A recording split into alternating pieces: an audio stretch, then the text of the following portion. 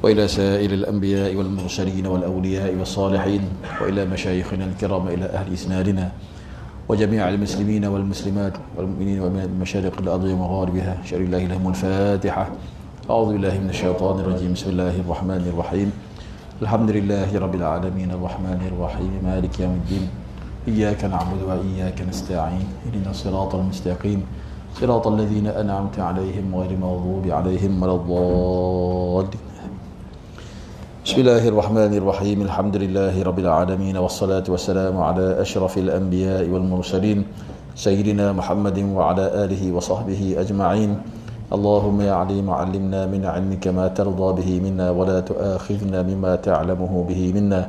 اللهم يا عليم حققنا بخلق العلم. وصلى الله على سيدنا محمد وعلى آله وصحبه أجمعين والحمد لله رب العالمين. بسم الله الرحمن الرحيم. السلام عليكم ورحمة الله وبركاته. الحمد لله والصلاة والسلام على رسول الله وعلى آله وأصحابه ومن تبعه وواله. سبحانك لا علم لنا إلا ما علمتنا إنك أنت العليم الحكيم ولا حول ولا قوة إلا بالله العلي العظيم. أما بعد. Tuan-tuan dan puan-puan yang dirahmati Allah Subhanahu wa taala sekalian. Alhamdulillah pada malam ni kita dapat bertemu kembali. Dan insya-Allah pada malam ni kita akan cuba berbincang, berbahas berkenaan dengan ketauhidan serta keimanan kepada Allah Subhanahu wa taala. Walaupun kehadiran saya di sini tidak ada kitab yang khusus kan, tapi saya ada fikirkan beberapa syllabus untuk kita manfaatkan bersama. Antaranya kitab Qul Hadhihi Sabili yang saya bawa pada malam ni. Saya bawa satu je pasal saya tak pasti lagi kan sama ada kitab ni masih ada lagi ke tidak berkenaan dengan tauhid ataupun berkenaan dengan keimanan kita terhadap Allah Subhanahu wa taala, di mana kitab ini memuatkan dalil-dalil dan juga bukti-bukti sama ada daripada Quran, daripada hadis Nabi sallallahu alaihi wasallam ataupun daripada kalam para ulama yang mudah bagi kita sebagai orang awam ni. Jadi insya-Allah pada malam ni kita saya baca sikitlah. Lepas ni saya cek baliklah sama ada kitab ni masih ada lagi ke ataupun tidak kan. Kitab ni amat bermanfaat bagi saya kerana dia tidak terlalu dalam sangat, tidak terlalu detail sangat ataupun tidak terlalu susah sangat untuk kita gapai. Yang penting kita cubalah berusaha sedaya upaya supaya iman kita ataupun i'tiqad kita tidak jadi seumpama i'tiqad orang-orang yang beriman tetapi tidak mengetahui dalil. Ya, kita cubalah jadikan diri kita sebagai orang Islam, orang mukmin, orang yang percaya pada Allah Subhanahu wa taala dan Rasul, dalam masa yang sama mempunyai dalil-dalil. Yang utamanya dalil pada Al-Quran dan Sunnah. Kenapa? Kerana dalil itu terbahagi pada dua, ada dalil naqli dan juga dalil aqli. Dalil naqli iaitu yang bersumberkan pada Al-Quran dan juga Sunnah Nabi sallallahu alaihi wasallam. Kemudian dalil-dalil aqli, itu dalil-dalil bukti-bukti yang bersandarkan pada akal, yang bersandarkan kepada pemikiran yang sihat, yang membawa kita kepada percaya dan meyakini terhadap adanya Allah Subhanahu wa taala, adanya para rasul, adanya para malaikat, hari kiamat dan sebagainya. Jadi pada malam ni insya-Allah saya akan mulakan dengan perbahasan berkenaan dengan kalimah la ilaha illallah. Saya akan bacakan sikit insya-Allah. Bismillahirrahmanirrahim. Qala al-musannif rahimahullah taala wa nafa'na bi'ulumihi fid darain amin. La ilaha illallah. La ilaha illallah ni merupakan kalimah tayyibah yang disebut oleh Allah Subhanahu wa taala di dalam Al-Quran. Seumpama firman-Nya yang berbunyi A'udzubillahi minasyaitonir rajim fa'lam annahu la ilaha illallah. Maka hendaklah engkau ketahui dengan ilmu pengetahuan bahawa sesungguhnya la ilaha illallah, tidak ada Tuhan melainkan Allah Subhanahu wa taala. Dan pada ayat yang lain iaitu pada ayat dalam surah Al-Fath ayat yang ke-29, Allah Subhanahu wa taala berfirman Muhammadur Rasulullah. Muhammad Rasulullah. Jadi dua kalimah ini, kalimah tayyib ini, iaitu la ilaha illallah Muhammadur Rasulullah, yang kita ucapkan yang setiap orang yang mengaku sebagai Islam, orang yang mukmin, mestilah mereka mendahulukan iman mereka itu dengan mengucap kalimah ini, itu la ilaha illallah Muhammadur Rasulullah. Makna orang yang tidak mengucapkan kalimah ini, maka dia bukanlah di kalangan orang Islam, bukanlah dia di kalangan orang mukmin, di mana tidak sama di sisi Rasulullah sallallahu alaihi wasallam. Orang-orang ini ketika mana awal-awal Rasulullah sallallahu alaihi wasallam diutuskan oleh Allah Subhanahu wa taala, maka Rasulullah diperintahkan oleh Allah Subhanahu wa taala supaya memerangi orang-orang yang enggan, yang ingkar, yang kufur terhadap Allah Subhanahu wa taala, sehingga kan Nabi sallallahu alaihi wasallam bersabda, umirtu an uqatilan nas, aku diperintahkan memerangi manusia. Umirtu an uqatilan nas, aku diperintahkan oleh Allah Subhanahu wa taala supaya memerangi manusia, hatta yashhadu la ilaha illallah Muhammadur Rasulullah, sehinggalah mereka mengucapkan kalimah la ilaha illallah Muhammad Rasulullah. Fa in qaluha, maka jika mereka mengatakan ataupun mengucapkan kalimah ini, maka asamu minni dima'ahum wa amwalahum, terpeliharalah mereka daripadaku, akan apa? Akan dima'ahum, darah-darah mereka dan juga harta-harta mereka. Maka Nabi SAW menyatakan bahawa orang-orang yang tidak mahu ataupun enggan mengucap kalimah la ilaha illallah Muhammadur Rasulullah adalah merupakan musuh Rasulullah sallallahu alaihi wasallam, musuh Allah Subhanahu wa taala. Jadi kalimah la ilaha illallah ini disebut oleh Allah dalam Quran pada ayat yang saya bacakan tadi, dan juga Muhammad Rasulullah itu pun disebut dalam Al-Quran. Allah Subhanahu wa taala menyatakan bahawa dua kalimah ini adalah merupakan kalimah tayyib. Allah Subhanahu wa taala berfirman, ilaihi yas'adul kalimut tayyib wal 'amalus salihu yarfa'uh. Dalam Al-Quran Allah Subhanahu wa taala berfirman, kepadanya yas'adu, naik, akan diangkat oleh Allah Subhanahu wa taala, al-kalimut tayyibu, kalimah tayyib, iaitu kalimah tayyibah, ucapan yang baik. Jadi para mufassir menyatakan bahawa yang dimaksudkan dengan kalimah tayyibah ini adalah ucapan la ilaha illallah Muhammadur Rasulullah. Maknanya setiap kali seseorang makhluk Allah Subhanahu wa taala, setiap kali manusia mengucapkan kalimah ini, setiap kali bibir kita menuturkan kalimah ini, Allah Subhanahu wa taala akan menerimanya, akan mengangkatnya ke langit, ke tempat yang mulia yang tidak kita ketahui, hanya Allah Subhanahu wa taala yang mengetahui. Adapun kalimah-kalimah yang tak baik itu akan dibenamkan oleh Allah Subhanahu wa taala di dalam bumi ini. Wal amalus salihu yarfa'uh, dan juga amal salih juga akan diangkat oleh Allah Subhanahu wa taala. Jadi para ulama menyatakan bahawa yang diangkat itu di mana diletakkan oleh Allah Subhanahu wa taala, di satu tempat yang bernama Illiyin, satu tempat yang tinggi, tempat Allah menyimpan segala amal-amal orang-orang yang saleh. Jadi amal orang saleh ini didahului oleh kalimah tayyib ini. Maknanya seseorang itu walaupun dia baca Quran tetapi dia tak mengucapkan kalimah ini, dia tak masuk lagi dalam daerah ataupun dalam circle ataupun kumpulan orang-orang yang beriman, banyak mana dia baca Quran sekalipun, banyak mana dia berzikir, banyak mana dia buat amal saleh, maka tidak akan diangkat oleh Allah Subhanahu wa taala. Sebab itu Allah memulakan dengan al-kalimut tayyib, ilaihi yas'adul kalimut tayyibu wal amalus salih, barulah amal saleh. Maknanya kalau amal soleh kita nak diangkat, nak diterima oleh Allah Subhanahu wa taala, mestilah kita mendahului dengan iman, dengan mengucap kalimah la ilaha illallah Muhammadur Rasulullah.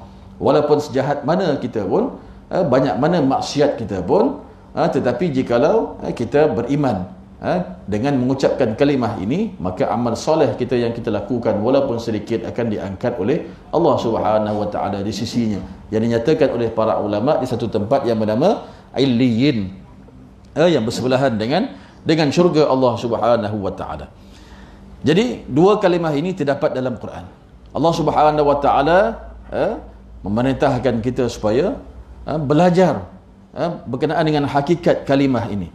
Nabi SAW suruh kita supaya sentiasa mengucap kalimah ini.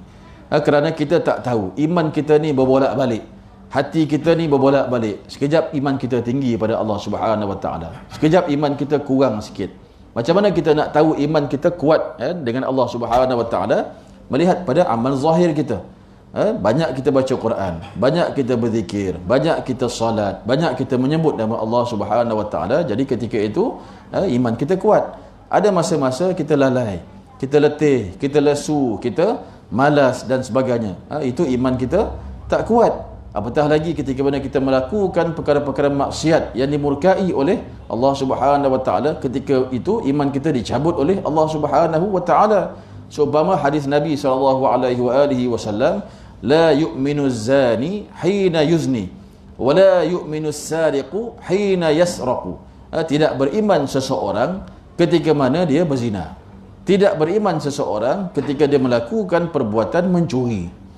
Jadi maknanya melakukan amal soleh ini ketika menyebut nama Allah Subhanahu Wa Taala itu adalah merupakan dalil bahawa iman kita kuat dengan Allah.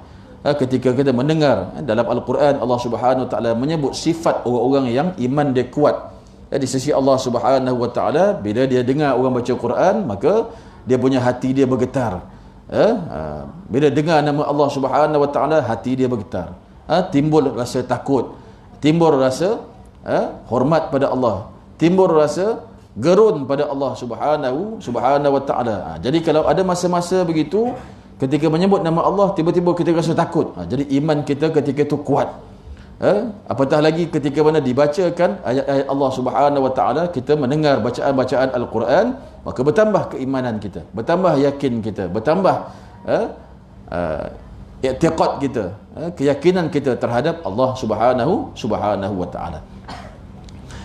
Jadi pada hari ini insya-Allah saya bacakan isi kandungan dalam kitab Qul Hadhihi Sabili, yang merupakan sebuah kitab yang dikarang oleh salah seorang ulama ahli sunnah yang berasal daripada Mekah, iaitu ulama yang berketurunan Rasulullah sallallahu alaihi wasallam, iaitu As-Sayyid Profesor Dr. Sayyid Muhammad bin Alawi Al-Maliki Al-Hasani, di mana nasab beliau sampai kepada Sayyidina Hasan, itu cucu Rasulullah, anak kepada Sayyidina Ali dan Fatimah radhiyallahu anhuma, dan juga merupakan cucu pada Rasulullah sallallahu alaihi wasallam.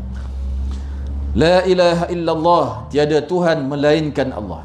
Sesungguhnya kita mengetahui, beriktikad, beriman dan meyakini serta menyaksikan bahawa tiada Tuhan melainkan Allah Subhanahu Wa Taala yang Maha Esa, dan tiada sekutu baginya.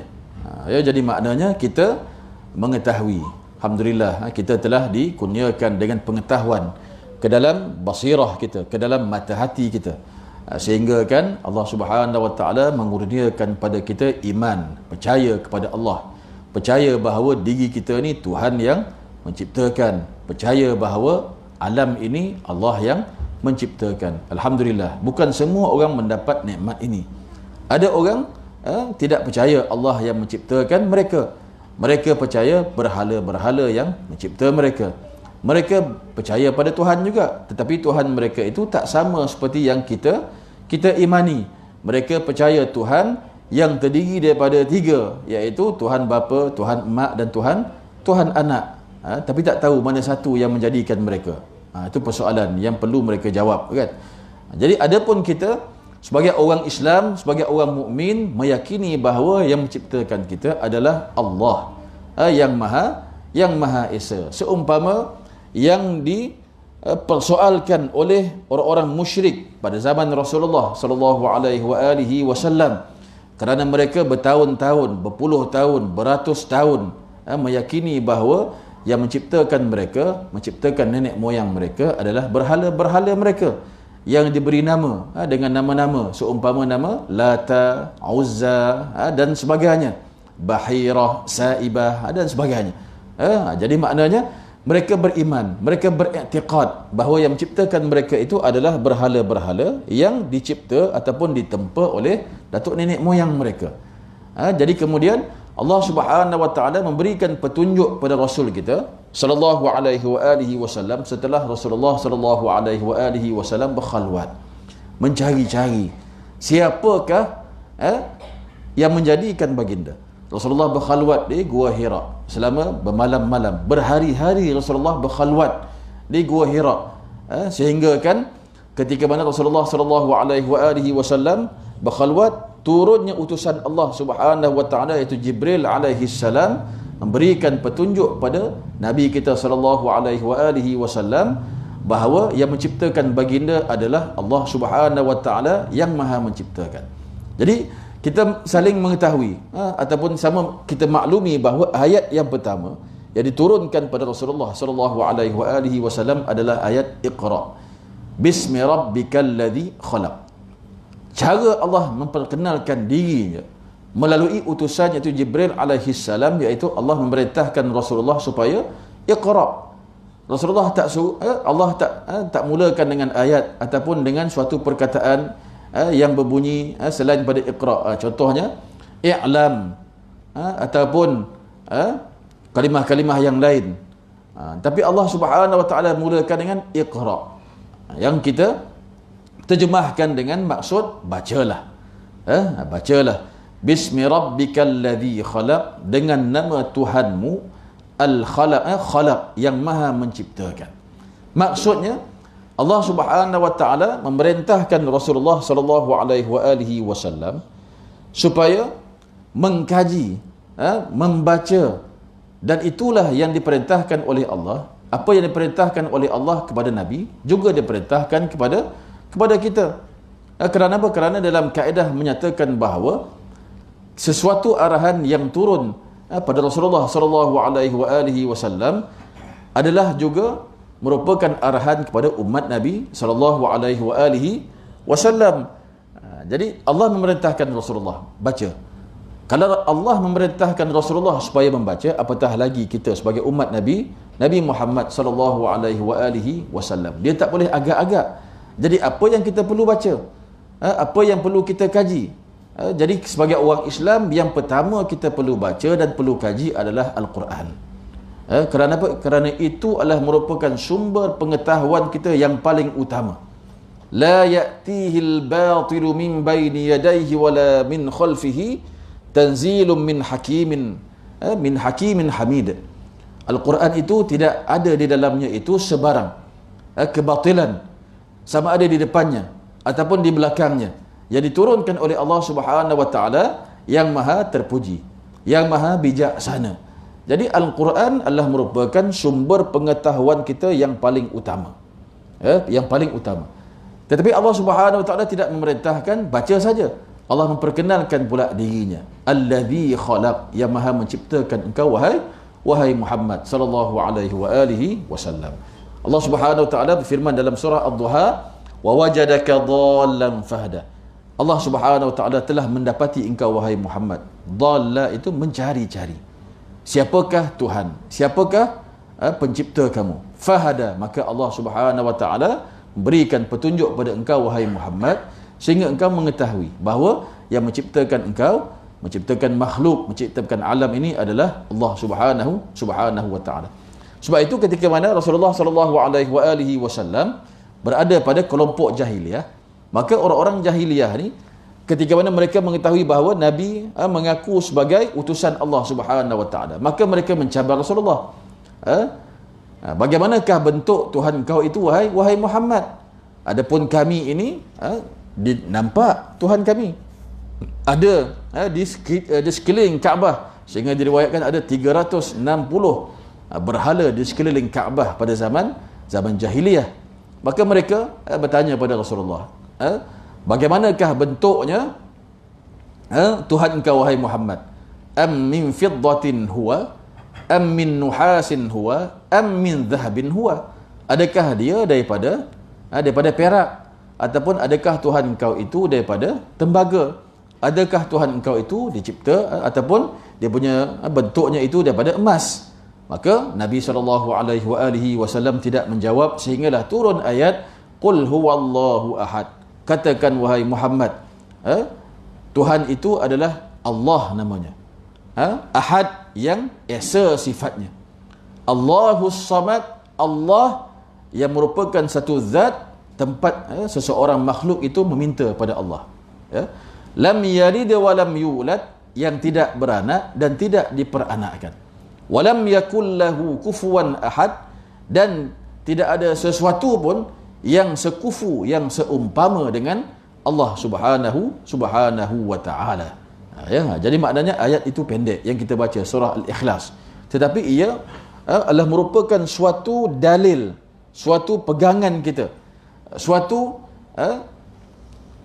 pegangan kita berkenaan dengan keesaan ataupun keberadaan ataupun keagungan Allah subhanahu wa ta'ala. Jadi sebagai orang Islam, kita tahu kan, itulah antara salah satu dalil yang paling kuat. Cukuplah kan, itu dalil naqli nama dia.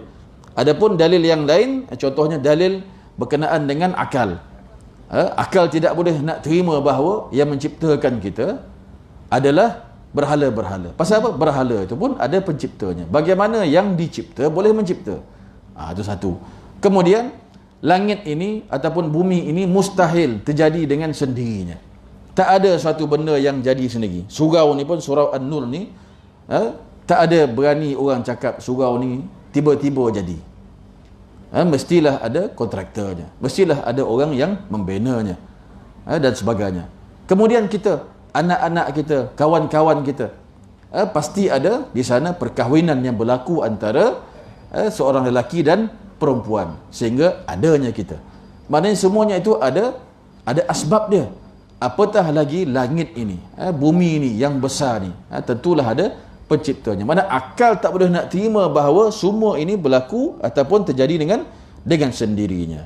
Kemudian setelah Allah Subhanahu wa taala mengurniakan pada kita kefahaman dalam hati kita, kepada akal kita, maka kita baca Quran, tambah menguatkan iman kita. Di mana Allah Subhanahu wa taala menyebut banyak dalam Al-Quran dalil-dalil naqli. Contohnya yang kita baca dalam surah As-Sajadah pada tiap-tiap minggu kan.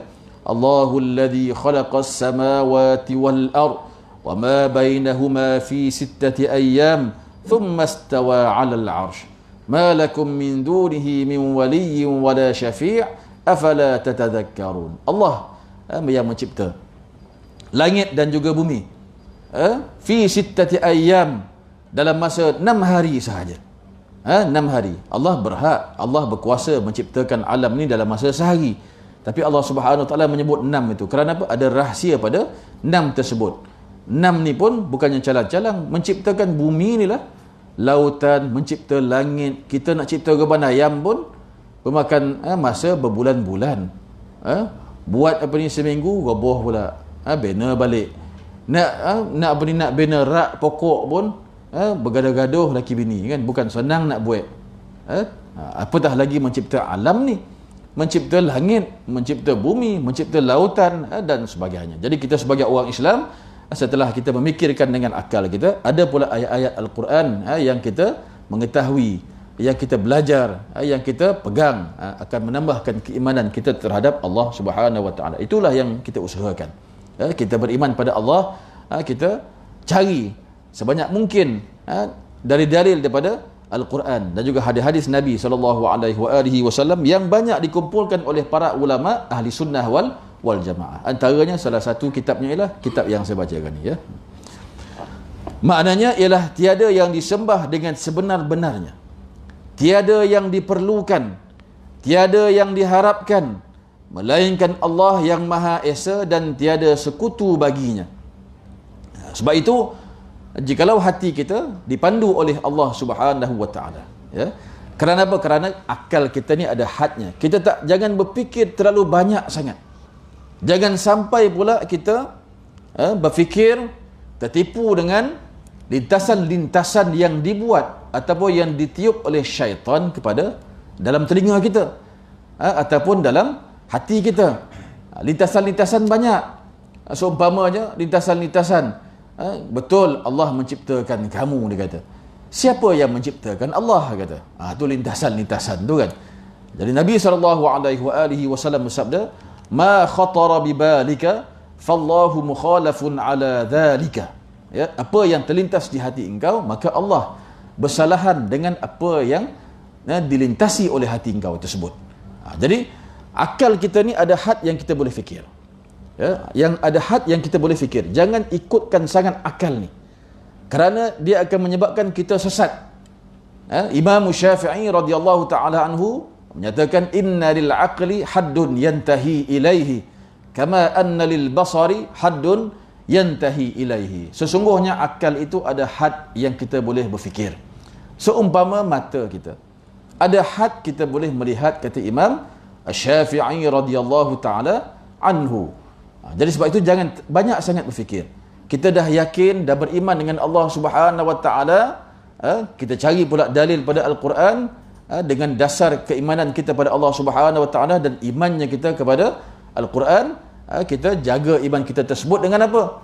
Dengan banyak membersihkan hati kita, dengan berzikir, membaca Al-Quran. Supaya apa?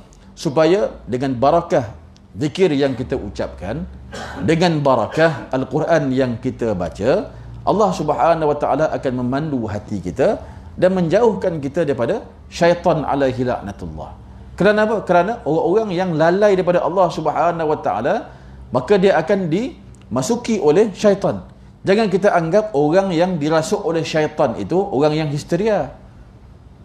Kita jikalau kita tak ingat Tuhan ketika itu, tanpa kita sedari, kita sedang dirasuk oleh syaitan alaihi laknatullah.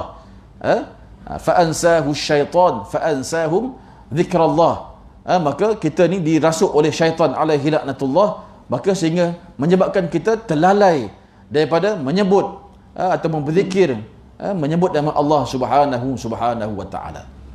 Jadi maknanya kita kena hati-hati dengan mainan syaitan. Kita jangan berfikir banyak sangat. Al-Imam Al-Ghazali radhiyallahu taala anhu dalam kitab Ihya Ulumuddin pesan supaya kita ni kalau belajar bab ketauhidan ni, bab i'tiqad ni, bab usuluddin ni, jangan melampau-lampau sangat. Cukuplah kita yakin adanya Allah, adanya dalil yang kita pegang sama ada pada Quran dan hadis, cukup. Kemudian kita sinari hati kita dengan banyak berzikir, banyak baca Quran, supaya membentengi hati kita tersebut daripada was-was syaitan. Was-was syaitan alaihi laknatullah yang sentiasa mengajak kita supaya kita ni jauh daripada Allah Subhanahu wa taala. Dia akan pegang hati kita dulu. Sebab itu Nabi SAW bersabda, laula syaitan yahumunu ala qulubi bani adam lanadharu ila malakutis samawat. Jikalaulah syaitan tidak mengerumuni hati anak Adam, maka sudah pasti mereka itu akan disingkapkan hati mereka oleh Allah Subhanahu wa taala sehingga mereka mampu melihat alam malakut, tempat didiami malaikat alaihimus salam, yang seperti mana Allah Subhanahu wa taala bukakan hijab hati kepada para nabi, para rasul alaihimus salatu wassalam, sehingga mereka itu menjadi orang-orang yang teguh iman mereka terhadap Allah Subhanahu wa taala. Kita ni kita kata kita tak nampak, kata. Memanglah pasal kita tak sadiq. Kita tak yakin dengan Allah sepenuh hati. Kalau kita yakin dengan Allah Subhanahu wa taala sepenuh hati, kita akan usaha supaya membersihkan hati kita, menyucikan hati kita. Kerana hati ini tempat majla ataupun tempat Allah Subhanahu wa taala menyerlahkan tanda-tanda kebesarannya. Bukannya mata ni. Sebab itu ada orang yang beriman tapi dia buta. Ada orang yang celik tapi dia kufur. Dia mensyirikkan Allah Subhanahu wa taala, banyak macam tu. Tapi ada orang yang buta mata tapi mereka beriman. Jadi maknanya mereka beriman tu, adakah mereka baca kitab? Tak. Adakah mereka membaca Al-Quran dengan melihat Al-Quran? Tidak. Jadi siapa yang kurniakan keimanan kepada mereka tersebut? Tentulah Allah Subhanahu wa taala. Kerana disebabkan oleh mereka itu cenderung kepada hidayah Allah, ataupun kerana itu semua adalah merupakan kerja Allah Subhanahu wa taala. Kita nak berfikir panjang sangat tak boleh. Itu antara salah satu juga daripada mainan-mainan syaitan. Pasal apa kita saja dapat hidayah, orang lain tak dapat hidayah? Kita jangan tanya kerja Tuhan. Pasal kita tak layak untuk bertanya apa yang diperbuat oleh Allah Subhanahu wa taala. Yang layak ditanya itu siapa? Kita. Sebab umpama Allah Subhanahu wa taala sebut dalam Al-Quran, Allah Ta'ala itu la yus'alu amma yaf'alu wa hum yus'alun. Allah itu tidak ditanya apa yang dia buat, yang ditanya ialah siapa? Kita. Akan ditanya oleh Allah Subhanahu wa taala di akhirat besok apa yang kita buat. Jadi maknanya bila kita telah beriman, kita telah dikurniakan dengan kurniaan Allah Subhanahu wa taala dengan mengimaninya, kita jaga iman kita ni. Dengan apa? Dengan kita istiqamah, berjalan di atas landasan iman, dengan banyak baca Quran, banyak berselawat, banyak solat. Jangan gunakan akal ni. Macam totok nenek moyang kita dulu kan. Mana mereka pandai, tak masuk universiti pun, tapi alhamdulillah mereka mati dalam keadaan beriman. Zaman sekarang ni banyak orang yang cerdik pandai, orientalis. Ada yang menghafal Quran, ada yang mengkaji kitab-kitab Islam tapi tak beriman. Banyak orientalis kan. Anak-anak kita yang belajar di negara-negara orang putih kan, di Eropah, di London dan sebagainya, subjek-subjek Islam ni diajar oleh siapa? Oleh orientalis. Subjek Islam. Orang tu tak beriman pada Allah, tetapi mengajar Islam kepada orang Islam. Benda-benda yang pelik zaman ni tapi benar. Jadi maknanya kita sebagai orang Islam ni, kita jangan fikir panjang. Kita berzikir.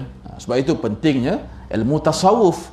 Setelah kita beriman, yakin adanya Allah Subhanahu wa taala, kita jaga iman kita tadi. Dengan apa? Dengan berzikir, menyebut nama Allah Subhanahu wa taala, masuk dalam tarikat-tarikat yang sentiasa mengajar kita, ada disiplin dia untuk kita menyucikan hati kita dan sebagainya. Apa yang perlu kita munajatkan pada Allah Subhanahu wa taala dan sebagainya. Seumpama para ulama sufi kan, bila mereka dikurniakan iman oleh Allah Subhanahu wa taala, maka mereka pun dikurniakan dengan pandangan yang menyucikan Allah daripada makhluk. Seumpamanya mereka benar-benar merasakan bahawa keberadaan mereka itu adalah athar, adalah sebagai kesan terhadap kudrat Allah Subhanahu wa taala. Kerana pada kita ni, pada hakikatnya kita tak ada. Baru 60 tahunnya kita wujud atas muka bumi ni. Dulu kita tak ada. Sebelum kita ada, ayah kita. Sebelum ayah kita, datuk kita. Sebelum datuk kita, moyang kita. Dan sebelum tu telah hidup di atas muka bumi ini banyak makhluk Allah, banyak manusia sejak zaman Nabi Adam alaihi salam. Kita baru sekarang je ada. Jadi sebelum Allah Subhanahu wa taala mencipta makhluk, menciptakan bumi ni, mana Allah itu Maha Esa. Allah sahaja yang wujud. Jadi orang-orang sufi ni, mereka memohon pada Allah Subhanahu wa taala supaya mereka tidak melihat diri mereka. Mereka tidak melihat diri mereka, melainkan mereka melihat diri mereka itu, ada je diri mereka itu kerana kesan kudrat Allah yang menciptakan mereka. Seumpama ucapan Sayyid Ahmad bin Idris radhiyallahu taala anhu, hatta la ara fiyya wa fi kulli syai' wa fi la syai'a illa iyyaka. Maksudnya apa? Sehinggalah ya Allah, aku tidak melihat diri aku. Yang aku lihat diri aku ni adalah merupakan kesan daripada kudrat engkau. Wa fi kulli syai', dan aku tidak melihat sesuatu, melainkan sesuatu itu adalah merupakan ciptaan engkau. Wa fi la syai'a illa iyyak, dan pada sesuatu yang pada hakikatnya tidak mempunyai sesuatu, melainkan semuanya itu aku melihat penyerahan kudrat engkau, kekuasaan engkau yang maha menciptakan, yang maha mengadakan.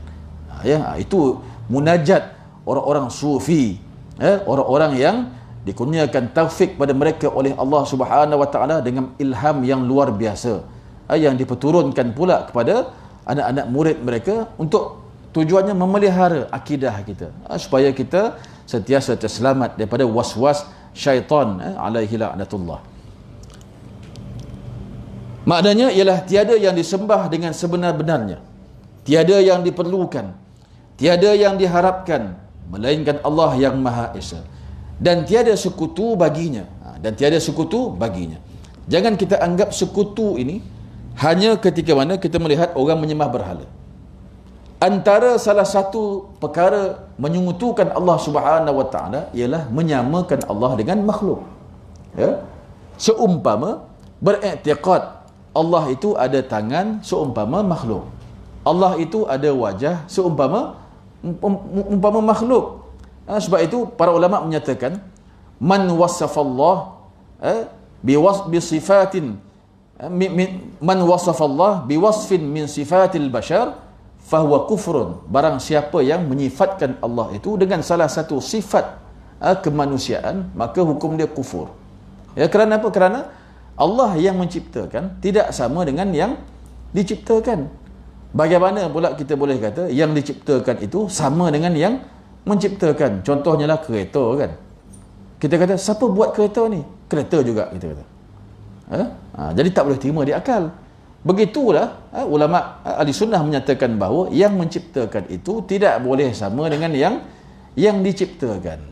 Apatah lagi Allah Subhanahu wa taala sebut dalam Quran ayat-ayat yang saya sebutkan tadi kan, laisa kamitslihi syai' wa huwas samiul basir. Allah Subhanahu wa taala itu tidak menyerupai sesuatu pun dan dia maha mendengar dan maha melihat. Jikalaulah kita menyifatkan Allah itu dengan sifat makhluk, maka kekuasaan Allah itu terhad. Contohnya kita menyifatkan Allah itu bertangan. Tangan kita ni sekadar mana saja yang kita boleh pegang, sekadar mana saja yang kita boleh lakukan sesuatu tindakan. Wajah kita contohnya akan mengalami kereputan. Daripada dulu bayi dulu tegang kulit kita kan, kulit seperti kulit bayi. Bila dah remaja dah keras sikit. Bila dah memamah usia, dah tua pula, dah kerepot pula. Kita pun tak sangka jadi macam ni. Suami kita pun tak sangka jadi macam tu kan. Wajah kita berubah. Jadi maknanya kerana apa? Ada yang menciptakan perkara yang berlaku ke atas diri kita tersebut. Sebab itu Allah Subhanahu wa taala menyatakan dalam Quran, yakhluqu ma yasha'u wa yakhtar. Pada hakikatnya Allah Subhanahu wa taala lah yang menciptakan dan memilih. Maka lahumul khiyarah. Tidak ada kekuasaan bagi makhluk untuk memilih. Mereka ikut sahaja apa yang berlaku ke atas diri mereka itu sehari demi sehari. Macam dulu kita kecil kan, siapa yang membesarkan kita? Kita ikut je peredaran masa kan. Umur kita setahun besar tu, 2 tahun besar ni, 3 tahun besar ni, sampai dah sekarang tubuh kita semakin lama makin membesar. Tubuh kita asalnya lemah. Allahul ladzi khalaqakum min dha'fin thumma ja'ala min ba'di dha'fin quwwah thumma ja'ala min ba'di dha'fin thumma ja'ala min ba'di quwwatin dha'fan wa syaibah. Allah lah yang maha menciptakan kamu daripada lemah. Dulu kita mandi, kita dimandikan oleh orang lain. Kita dipakaikan baju oleh ibu kita, oleh ayah kita. Kemudian satu masa kita kuat, kita boleh pakai baju sendiri. Kemudian bila kita dah tua, kita kembali pada zaman kanak-kanak dulu. Kembali balik, lemah balik. Mula-mula kita lemah, lepas tu kuat, lepas tu lemah balik dan beruban. Akhirnya bila kita nak mati, semua hidup kita diuruskan oleh orang lain. Sehinggalah bila kita dah meninggal dunia, lagilah kita lemah. Mandi pun tak boleh orang mandikan, solat pun tak boleh orang solatkan kita, dan sebagainya. Jadi maknanya kita mengikut apa yang telah diaturkan oleh Allah Subhanahu wa taala. Pada hakikatnya kita ni tak ada kuasa. Kita ikut saja apa yang berlaku pada kita. Jadi maknanya itu menunjukkan kepada kita bahawa ada yang mengatur kehidupan kita, ada yang mengatur jasad kita, ada yang mengatur diri kita, iaitu Allah Subhanahu wa taala. Dia adalah Tuhan yang maha agung, Raja yang besar. Tiada Tuhan selain dia dan tiada disembah melainkan dia. Dia adalah Tuhan yang awal tanpa ada permulaan bagi kewujudannya, maka tiada permulaan bagi pengawalannya. Dia adalah Tuhan yang akhir tanpa ada penghujung bagi kewujudannya, maka tiada penghujung bagi pengakhirannya. Dia adalah Tuhan yang Maha Esa dan Tunggal pada sifat uluhiyah, sifat ketuhanan, dan rububiyahnya, sifat penciptaannya. Maka tiadalah sekutu baginya, zat yang sentiasa menjadi tumpuan bagi menunaikan hajat-hajat kerana kesempurnaan kekuasaannya. Qul huwallahu ahad, Allahus samad, lam yalid wa lam yulad wa lam yakul lahu kufuwan ahad. Katakanlah wahai Muhammad, Tuhanku ialah Allah yang Maha Esa, Allah yang menjadi tumpuan sekalian makhluk untuk memohon sebarang hajat. Dia tidak beranak dan dia pula tidak diperanakkan, dan tiada sesiapa pun yang serupa dengannya. Maka tiada yang serupa dan sebanding dengannya. Laisa kamitslihi syai' wa huwas samiul basir. Jadi dua ayat ini merupakan suatu dalil naqli bagi kita, bagi orang Islam. Kita mesti faham dalil kewujudan Allah Subhanahu wa taala, dalil keesaan Allah Subhanahu wa taala, dalil bahawa Allah itu tidak sama seperti makhluk adalah surah Al-Ikhlas. Cukuplah kan? Malam ni dapat itu cukuplah. Dah hafal dah pun. Cuma hari ni kita ulang kaji balik ataupun kita tambah sikit kefahaman kita. Kemudian ada satu ayat lagi yang seumpama dengan surah Al-Ikhlas, iaitu ayat dalam surah Asy-Syura ayat yang ke-11. Allah Subhanahu wa taala berfirman, "Laisa kamitslihi syai' wa huwas samiul basir." Yang bermaksud tiada sesuatu pun yang sebanding dengan zat, sifat-sifat dan pentadbirannya, dan dialah yang maha mendengar lagi maha melihat. Jadi maknanya dua ayat ini merupakan dalil naqli kewujudan Allah Subhanahu wa taala dan keesaan Allah Subhanahu wa taala. Laisa kamitslihi syai', dialah Tuhan yang tidak menyerupai sesuatu. Isyak pukul apa? Dah masuk dah? Dah cukup dah tu kan? Dah masuk lama dah. Cukup dah. Ngaji tak payah banyak-banyak. Kalau mengaji banyak-banyak bukan ingat kan? Apatah lagi esai ponek apa ni menyebut kan? Tuan-tuan mengangur je nampak kan? Tahulah kitab tak ada, bawa lah pensel, bawa pen kan? Boleh bawa ustaz teh nak tulis apa tak reti nak tulisnya teh. Tapi tak apalah kan? Kita ni daripada kita duduk apa ni di rumah tu sorang-sorang je kan, kita datanglah ke surau mengaji, dengar barakah kan. Pasal apa? Pasal kalau kita datang ke dalam kelas pengajian ni, malaikat pun ada bersama dengan kita. Kita tak nampak lah Nabi sebut kan, innal malaikata tatad'u ajnihataha li talibil ilmi ridan bima yasna. Jadi maknanya ketika mana kita dalam majlis ilmu, malaikat turun, kita tak nampak dah. Pasal malaikat ni suka, di atas muka bumi ni ada tempat-tempat yang malaikat suka turun. Salah satunya ialah dalam majlis ilmu pengetahuan yang membicarakan tentang Al-Quran, tentang Allah Subhanahu Wa Taala, tentang Rasul dan sebagainya. Jadi maknanya barakah tu kan. Barakah ni kita perlukan dalam kehidupan kita. Kerana apa? Kerana kita tak sedar. Pasal dia bersifat maknawiyah yang tak boleh kita lihat. Kalau yang hissiyah, yang nampak tu kita boleh pegang. Ada barakah ni benda yang bersifat maknawiyah. Bersifat makna tapi tidak zahir. Yang kita dapat daripada ketenangan, keselamatan akidah kita, kesihatan kita, ataupun sikit yang kita buat, jadi itu menjadi asbab Allah Subhanahu Wa Taala kasih kepada kita. Jadi banyak yang kita buat kan, kita baca Quran, kita solat, kita tak tahu mana satu kan yang Allah Subhanahu Wa Taala terima, mana satu yang akan menjadi asbab kepada keselamatan kita dalam kubur nanti, ketika di akhirat nanti. Kita tak tahu. Sebab itulah kita kena cari sebanyak mungkin jalan-jalan kebaikan. Antaranya ialah kita hadir dalam majlis ilmu, kerana dalam majlis ilmu itu mengumpulkan banyak kebaikan. Iktikaf dalam rumah Allah, kemudian mendengar majlis ilmu, duduk bersama dengan para malaikat, dan berbagai-bagai lagi lah. Dan kita selamat daripada melakukan perkara-perkara yang dimurkai oleh Allah Subhanahu Wa Taala. Jadi berbagai-bagai kebaikan yang kita dapat daripada satu perkara yang kita buat. Mudah-mudahan Allah Subhanahu Wa Taala akan masukkannya ke dalam amal, ke dalam buku amal soleh kita, ke dalam khazanah ataupun perbendaraan yang akan menyebabkan kita selamat besok di dalam kubur, dalam akhirat dan sebagainya, insya-Allah. Aqulu qawli hadza wa astaghfirullahal azim li wa lakum. Jadi saya akan usahakanlah kalau ada kitab ni lagi, saya akan bagi tahu kan pada tuan kita kan. Kalau tuan-tuan berkehendaklah kan. Kalau buku ni bagi saya elok kan. Pasal dia ringkas. Dan kemudian dia datangkan dengan dalil-dalil, bukti-bukti kan. Ada apa ni namun tuan pun lupa kan. Ya? Tuan Zul kita kata kan, sini di surau ni kurang kelas akidah kan. Jadi kelas akidah ni kita nak belajar yang tinggi-tinggi, takut poning pula nanti. Akidah ni banyak kan. Contohnya Aqidatun Najin ke, kitab-kitab yang lama-lama, kitab-kitab pondok tu kan. Tengok pun poning dah, belum baca lagi kan. Jadi maknanya saya mengambil pandangan supaya kitab ni kita baca kan. Kitab ni kita baca, kita syarahkan. Contohnya berkenaan dengan zat Allah Subhanahu Wa Taala. Tahulah kita satu dalil pada Quran, cukuplah kan untuk jadi bekal kita kan. Jadi kalau anak-anak kita pun kita boleh ajar kan. Ini ayat ni kau hafal kan, berkenaan dengan akidah. Tahulah kita ini ayat akidah, ini ayat berkenaan dengan Allah Subhanahu Wa Taala Maha melihat, ini ayat berkenaan dengan Allah Taala Maha mendengar. Kita akan bahaskan dan sebagainya, insya-Allah. Jadi saya akan usahakan carikan, nanti saya bagi tahulah kan, insya-Allah. Mudah-mudahan kalau tak ada nanti kita carilah jalan lain, bacalah kitab-kitab yang lain kan, insya-Allah. قولوا قولي هذا واستغفر الله العظيم لي ولكم. بسم الله الرحمن الرحيم.